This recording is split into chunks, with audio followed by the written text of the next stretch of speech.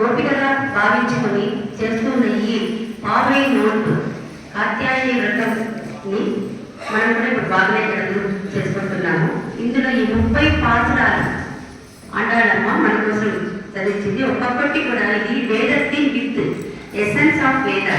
వేదం మనం అందరూ చదవలేము కాబట్టి అందులో ఉన్న మొత్తం తత్వాన్ని ఈ 30 పాసురాలలో మనకు చాలా సులువుగా అర్థం చేసుకునేటట్లు మనకి ఇచ్చిందన్నమాట.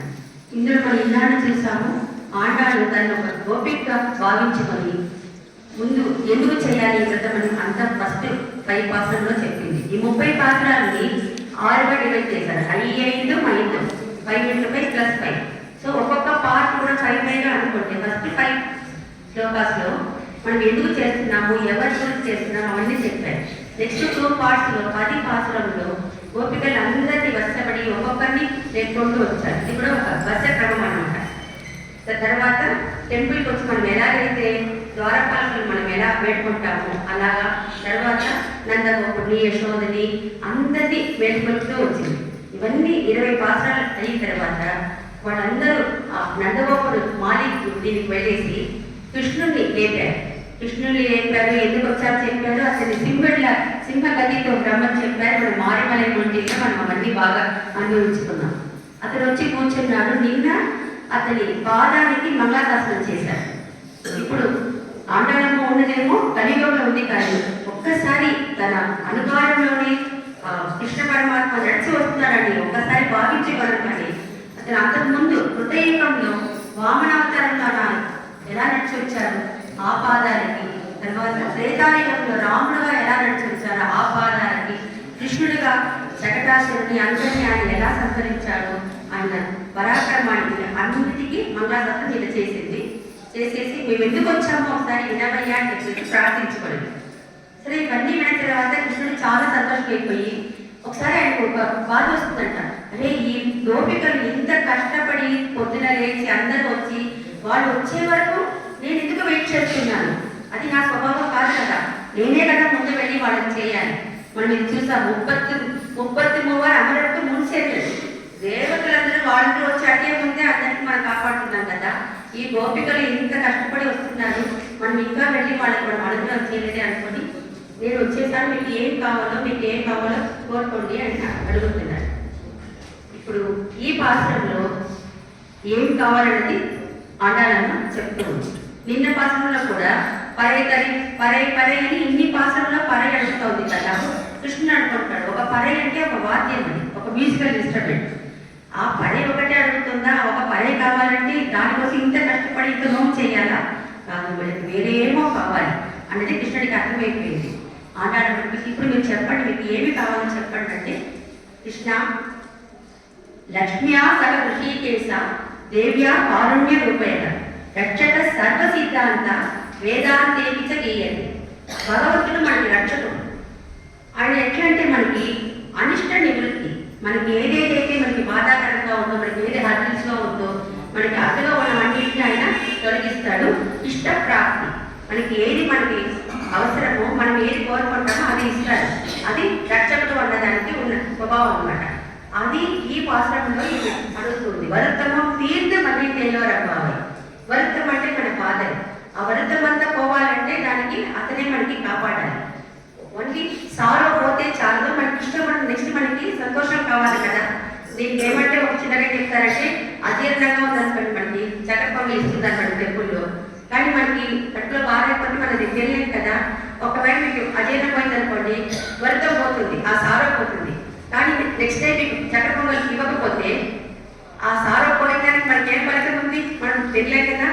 అట్లాంటి నూనె చెప్తారు. అంటే మనకి సారో పోవడం మాత్రం కాదు, మనకి మళ్ళీ మన సంతోషం కూడా రావాలి. అందుకే వరుత్తము తీర్థ మళ్ళీ రెండూ కావాలని చెప్పేసి ఈ రోజు పాత్రలో కోరుకుంటాము. అనిష్ట నివృత్తి, ఇష్ట ప్రాప్తి రెండూ కావాలని కోరుకుంటుంది.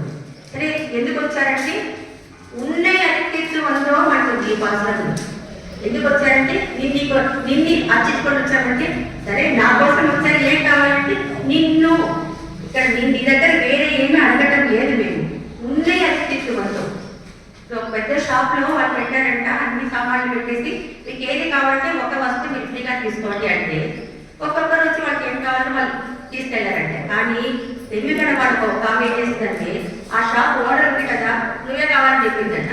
అప్పుడు ఏమవుతుంది, అన్ని జరిగింది కాబట్టి అన్న ఇక్కడ ఏమంటుంది, నాకు ఈ ఐశ్వర్యము ఈ మెటీరియల్ ఈ లోకంలో ఉన్న ఇవన్నీ పక్కలేదు, నాకు కావాల్సింది నీవే ఉన్న ఏదైతే ఉందో నీ కైంకర్యం నీ సర్వీస్ నీకు సర్వీస్ చేయడం మాకు కావాలి అని చెప్పేసి ఇందులో చాలా క్లియర్గా చెప్తుంది. సరే ముందు ఏం చెప్తుందంటే, మనము మాతృదేవోభవ అంటాం కదా, ఈ కృష్ణుడు అవతారం, ఆయన అవతారం మహిమను కూడా ఈ శ్లోకంలో చక్కగా చెప్తుందనమాట.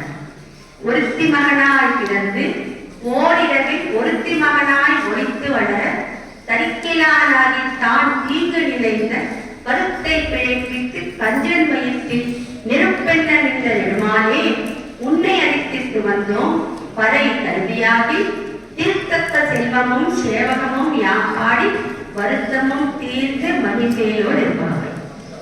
ஒருத்தி மகனாய் பிறந்து అందరికీ తెలుసు, మనందరూ కూడా ఒక అమ్మకే జన్మిస్తాం. ఇక్కడ ఒత్తి అంటుంటారు, పేరు చెప్పట్లేదు.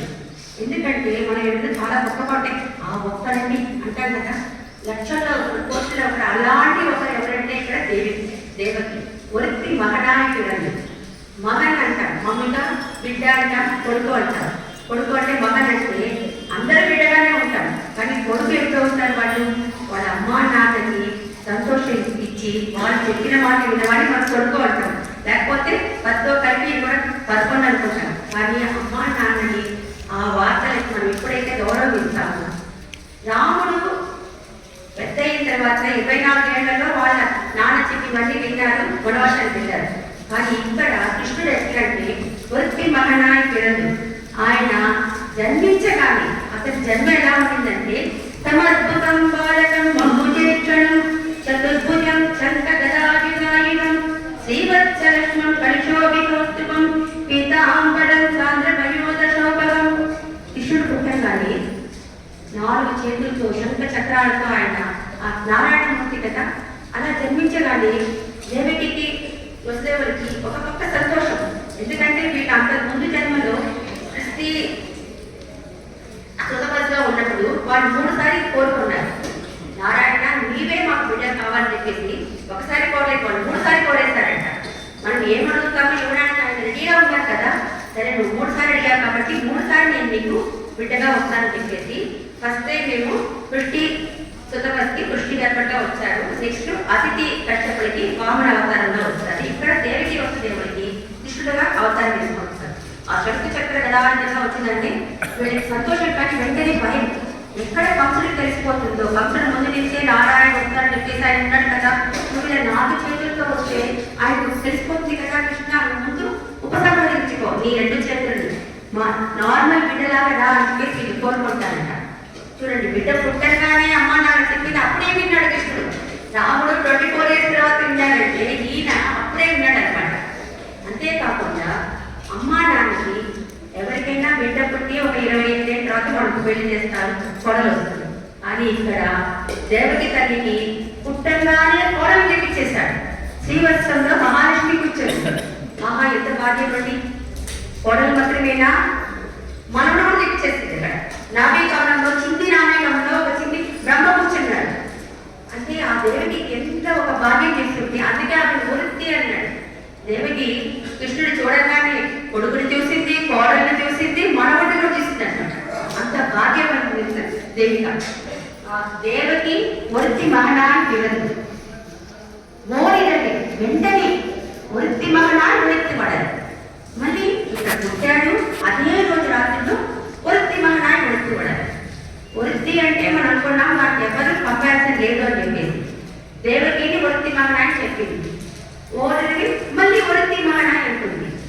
ఇప్పుడు మనం అమ్మగా ఏమంటాం, వృత్తి మహనాన్ని ఇంకొక ఆమె అంటారు కదా, ఆ ఇంకొక ఆమె చెప్పే టైం కూడా లేదంట. ఓడిరవి వెంటనే వెళ్ళిపోయాడంట కృష్ణుడు. అందువల్ల ఒకరికి పుట్టారు, ఇంకొకరి ఇంట్లో ఆ ఇంకొకరు అలా వర్డ్ చెప్పే టైం కూడా ఇవ్వలేదంట కృష్ణుడు. అంత త్వరగా వెంటనే యశోద వాళ్ళ ఇంటికి వెళ్ళిపోయారంట. ఆ వృత్తి దేవకిని మనం ఎంత కొనియాడామో ఈ యశోద కూడా ఏమి తక్కువ కాదు. అందుకే ఆండాడమ్మ యశోదని కూడా వృత్తి మహనాన్ని ఉడిత్తి పడగా అంటుంది. ఆ యశోదమ్మ ఎంత భాగ్యం చేసుకుంటే దేవకి కనింది, కానీ కృష్ణుడి బాల లీలలు అన్ని శేషితాలు అన్నింటినీ చూసింది ఆ యశోదని. భగవంతుడికి రెండు క్వాలిటీస్ ఉంటాయి. అతను సృష్టి చేస్తాడు, తర్వాత అన్నింటినీ కంట్రోల్ చేస్తాడు. ఆయన క్రియేటర్, కంట్రోలర్. ఇక్కడ సృష్టి చేసిన భగవంతుడికే సృష్టి ఇచ్చింది దేవకి తల్లి. అందరినీ కంట్రోల్ చేసే కృష్ణుడిని కంట్రోల్ చేసిన ఆమె యశోద అన్నమాట. సో ఇక్కడ యశోదకి ఉన్న భాగ్యాన్ని ఎంత మెచ్చుకుంటారంటే మనం కూడా చూస్తాము. ముద్దుగారి యశోద, ముందు మనం యశోదగా చెప్పుకుంటాం, దేవకికి తర్వాత చెప్తాం. ఎందుకంటే యశోద కన్నా యశోద ఎంత భాగ్యం చేసిందంటే అంత నీళ్ళను అంత బాగా అనుభవించింది అనమాట. అదేలాగా ఆమె కృష్ణుడు పుట్టింది మనం అష్టమి తిథి రోహిణి నక్షత్రం అంటాం కదా, దాన్నే జయంతి అంటాం. వేదాంత దశలో కూడా ఏమంటారంటే జయంతి సంభవం దామ వైజయంతి విభూషణం అంటారు. జయంతి అంటే పుట్టినరోజు అనే మీనింగ్ కాదు. యాక్చువల్గా జయంతి అంటే జయంచ పుణ్యంచ తనోసి ఇది జయంతి. ఆ అష్టమి తిథిను రోహిణి నక్షత్రం రెండు కలిసి ఎప్పుడు ఉందో ఆ టైంలో పుట్టిన వాడికి పుణ్యము జయము అన్ని కలుగుతుందంట. ఆ టైంలో కృష్ణుడు పుట్టాడు కాబట్టి అది కృష్ణ జయంతి అంటాం. ఇప్పుడు మనం అన్నింటికీ జయంతి అని బర్త్డే అంటే జయంతిని పెట్టుకుంటున్నాం. నరసింహది మనము గాంధీ జయంతి, దేవ జయంతి, కానీ జయంతి అంటే అది కృష్ణుడికి ఒక్కడికి. ఎందుకంటే అతను పుట్టిందే అగ్ని తిథిను రోహిణి నక్షత్రం అనమాట. సో అలా పుట్టిన కృష్ణుడిని చిన్న బిడ్డగా రాగానే యశోదమ్మ తల్లి అతన్ని ఎంత బాగా ఆయన మొత్తం నీళ్ళన్నింటినీ అనుభవించింది యశోదమ్మ తల్లి. అందుకే పాపనాశం శివదాసుడు అంటారు, ఎన్న సర్వం செய்தலை యశోద எங்கும் நீரை పరబ్రహ్మం అమ్మా ఎందరైక. ఈ లోకమంతా ఏలే అసలు అమ్మాని పిలవాలంటే ఆ యశోదమ్మ తల్లి ఎంత పుణ్యం చేసించాలి. అంతేకాదు కులశేఖర గారు చెప్తారు, ఆ కృష్ణుడి శేషితాలు ఎలా ఉన్నాయంటే முழுதும் வெண்ணை அடைந்து தொட்டுண்ணும் முகில் இளம் சிறு தாமரை கையும் எழில்கொள் தாம்பு கொண்டு அடிப்பதற்கு நிலையும் வெண்கையில் தோய்ந்த செவ்வாயும் அழுகையும் அஞ்சி நோக்கும் அணிக்குள் செஞ்சிருவாய் நிற்பதும் தொழுகையும் இவை கண்ட యశోదే தொல்லை இன்பத் திருடியை కండాలి. మనం అంటాం కదా పీక్ ఆఫ్ హ్యాపీనెస్, సంతోషానికి చాలా హైయెస్ట్ హ్యాపీనెస్ పొందామంటాయి కదా. కృష్ణుడు చిన్న బాగా ఉన్నప్పుడు అతను ఉన్నది ఇంత, అతను చేయంతో ఉందండి. వెన్న పెడితే ఆ వెన్నగిలో చేయి మొత్తం పెడితే ఆయన మొత్తం చేయకపోతుంది కదా. అలా వెన్న తీసుకొని తింటూ ఉంటే యశోదమ్మ వచ్చేసింది. యశోదమ్మ వచ్చేసి ఈ రోజు బాగా పట్టుకుంటే వెంటనే ఏదో భయపడినట్లు, అతనికి ఏం భయం ఉందండి, అందరినీ కంట్రోల్ చేసేవాడు, భయపడినట్లు ఆ ముఖం ఇట్లా పెట్టుకొని ఏడుచుకొని చూస్తుంటే ఆ నోరు ఆ రెడ్ కలర్ పేరు, అతను బ్లాక్ గా ఉంటే కూడా అతని లిప్స్ నోరంతా రెడ్గా ఉంటుంది కదా, అందులో చుట్టూరా వెన్న ఆ పెరుగు అవన్నీ చూస్తుంటే అందులో కంట్లో నుంచి నీళ్ళు వస్తుంది భయంతో. ఆ ఫేస్ ని చూస్తే ఎంత మనకు మన ఇంట్లో పిల్లలు మనం తింటాం కానీ వాళ్ళు ఏడ్చుకుంటూ వస్తే మనకి వెంటనే ఆ కోపం పోతుంది, సంతోషంగా ఇంత బాగున్నట్టు మనకు తినాలి. అలాంటప్పుడు ఆ సర్వేశ్వరుడు అతన్ని చూసి ఎంత సంతోషపడుతుంటే సరే ఇంకా అమ్మ కొడుతున్నది భయం వేసుకొని చేతులు తోడుచుకుంటున్నాడు. అందరూ చేస్తున్నాడు, అందరూ అతనికి అందరూ చేస్తుంటే అతను అందరూ చేస్తున్నాడు యశోదమ్మకి. అది చూసేసి తొలి ఇంపత్తిది పీక్ ఆఫ్ హ్యాపీనెస్ అనమాట. అది అనుభవించింది ఆ యశోదమ్మ తల్లి అనమాట. ఆ ఒత్తి మహనాయి విరండి ఓరండి ఒత్తి మహనాయి ఒళింది వడదు. ఇంత బాగేమో ఇతను ఇక్కడ పెరుగుతున్నాడు. కానీ ఇవన్నీ విని తరిక్కిలా నాగి తాను తీంగ నిలయిక. కంసుడికి ఏంటంటే ఇవన్నీ ఆయన భరించలేకపోతున్నాడు. ఇతను ఎలాగైనా మనం చంపేయాలనుకుంటున్నాడు. కానీ ఆండాడమ్మ తల్లి ఇక్కడ చంపడం అన్న వాడికి యూజ్ చేయలేదు. తరిక్కిలా నాగి తాను తీంగ నిలయిక. తీంగ అంటే ఇదే మనకి అపకారం చేయాలి, సంథింగ్ మనం రాంగ్ చేయాలి అని మనసులో పెట్టుకొని తరిక్కిలాడాగి తాను తీంగ నిలయిక పదుత్తై పిழைப்பித்து కంజన్ వైపు. ఆ కంసుడి కడుపులో నిప్పు పెట్టించాడంట దేవుడు.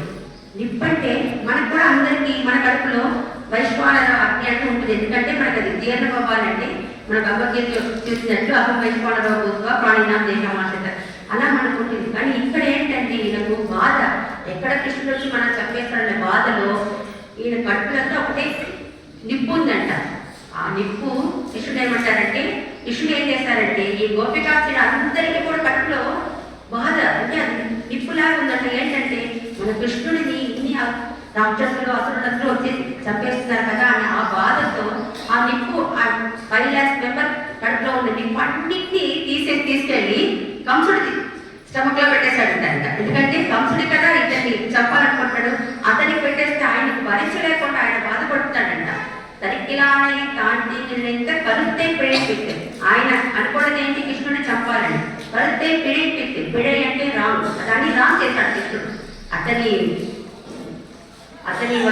ఏవైతే ఒపీనియన్ ఉండిందో కృష్ణుడు చంపాలని దాన్ని పిழைపిట్టు, దాన్ని రాంగ్ చేసి కరుத்தை పిழைపిట్టు కంజన్ వైపు నెరుపెన్న నిన్న నెడుమాలి, అగ్నిలాగా అగ్నిగుణంలాగా ఉన్నాడు. నెడు మాలే, మాలే అంటే మన మీద ఎంత సంతోషంగా ఉంటాడు, మనమంటే మన మీద లవ్ అఫెక్షన్ డివోటీస్ మన ఆస్తికులు కావాలన్నదే అతనికి కావాలన్నమాట.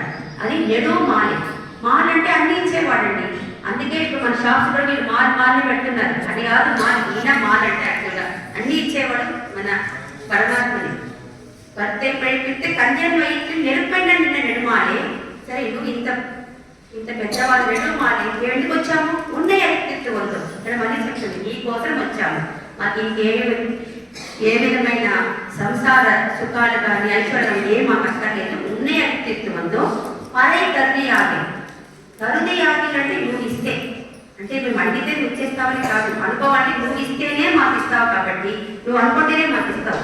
సో నువ్వు ఇచ్చావంటే వరతము తీర్థం అయ్యింది, మేము మాకున్న బాధలన్నింటినీ మాకు బంధించి సంతోషం ఇవ్వాలి అంటారు. అంటే బాధ ఒకటే పోతే చాలా అంటే భరతుడు వెళ్ళాడు రామాయణంలో, రామరాజు దగ్గర వెళ్ళేసి మీరు వచ్చేయాలి, ఎందుకంటే నేను ఈ అయోధ్యకి రాజుగా నేను ఇంకా లేను, రాజుగా ఎక్కడ ఉండమంటే ఆయన బాధపడుతూ ఉన్నాడు. సో ఆ బాధ అతనికి దొరకాలి. సంతోషం ఏంటి, రాముడు మళ్ళీ వచ్చేస్తే సంతోషం వస్తుంది, వెళ్ళి అడుగుతాడు. కానీ ఆయన బాధ మాత్రం అక్కడ తొలుగుతుంది. రాములు వారు రాకపోయినా పాదుకలు ఇస్తారు, పాదుకలు వచ్చి రాజ్యాన్ని ఇక్కడ ఏర్పడుతుంది. భరతుడేమో రాజుగా అవ్వలేదు. సో ఆ బాధ తొలగింది, కానీ సంతోషం రాలేదు కదా. రాముడు వాడు వచ్చి ఉంటే ఈ బాధ తొలగింటుంది, సంతోషం వచ్చి ఉంటుంది.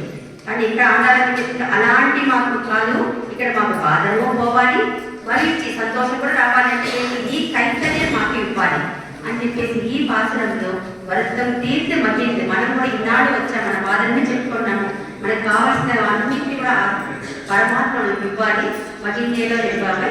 రేపు మళ్ళీ ఏం కావాలన్నది ఆడాలని కృష్ణుడి దగ్గర కోరుకుంటుంది. శ్రీమతి వరదాయ కనుక శ్రీమతి రామాచార్య